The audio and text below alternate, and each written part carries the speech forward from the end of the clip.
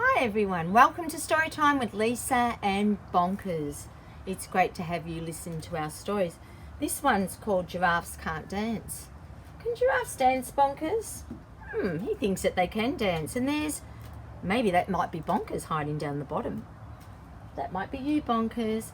I think giraffes can dance. Let's have a look. This is written by Giles Andreae and illustrated by Guy Parker Rees.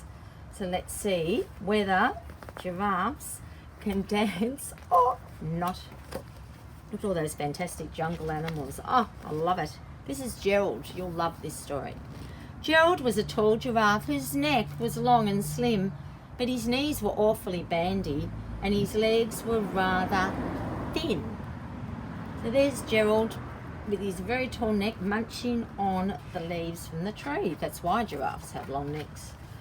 He was very good at standing still and munching shoots off trees, but when he tried to run around, he buckled at the knees. Fallen over, flat on his face. Oh, poor Gerald. Goodness me. Now every year in Africa they hold the jungle dance where every single animal turns up to skip and prance. There's our friend Gerald. And this year when the day arrived, poor Gerald felt so sad, because when it came to dancing, he was really very bad. The warthogs started waltzing and the rhinos rock and rolled. The lions danced a tango, which was elegant and bold. I didn't know lions could dance, or warthogs, or rhinos. The chimps all did a cha-cha with a very Latin feel, and 8 baboons then teamed up for a splendid Scottish reel. So they're all having great fun at the jungle dance, that's for sure. Gerald swallowed bravely as he walked towards the floor, and the lions saw him coming and they soon began to roar. Hey, look at clumsy Gerald, the animals all laughed. Giraffes can't dance, you silly fool. Oh, Gerald, don't be daft. That wasn't very nice. They were not very good friends. Poor Gerald. Gerald simply froze up. He was rooted to the spot. They're right, he thought. I'm useless. Oh, I feel like such a clot. So he crept off from the dance floor and he started walking home. He'd never felt so sad before. So sad and so alone. Then he found a little clearing and he looked up at the sky. The moon can be so beautiful, he whispered with a sigh. Excuse me, coughed a cricket who'd seen Gerald earlier on. But sometimes when you're different, you just need a different song. Listen to the swaying grass and listen to the trees. To me, the sweetest music is the branches in the breeze. So imagine that lovely moon is playing just for you. Everything makes music if you really want it to.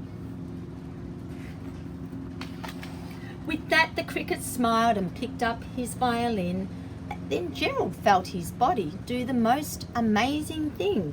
His hooves had started shuffling, making circles on the ground. His neck was gently swaying and his tail was swishing around. There's his hooves moving and he's swaying his neck and he's swishing his tail. He's beginning to dance. He threw his arms out sideways and he swung them everywhere. Then he did a backwards somersault and he leapt up in the air. I knew giraffes could dance. Gerald felt so wonderful, his mouth was open wide. I am dancing, yes, I'm dancing, I am dancing, Gerald cried. Then one by one each animal who'd been there at the dance arrived while Gerald boogied on and watched him quite entranced. They shouted, it's a miracle, we must be in a dream. Gerald's the best dancer that we've ever seen. How is it you can dance like that? Please, Gerald, tell us how. But Gerald simply twizzed around and finished with a bow. having a bow, and they're all throwing roses at him to say how wonderful he is. Then he raised his head and looked up at the moon and stars above. We all can dance, he said, when we find music that we love. I know everyone at home loves to dance to music just like we do at Bonkers. Music is a wonderful thing, and even giraffes can dance when they find the right song. I hope you enjoyed this story.